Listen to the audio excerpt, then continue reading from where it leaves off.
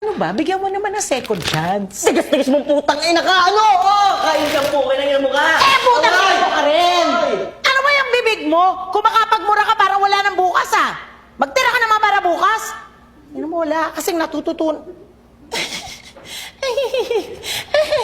Isa ka pa, kay landi-landi. Walang ginawa kundi makipag-chat.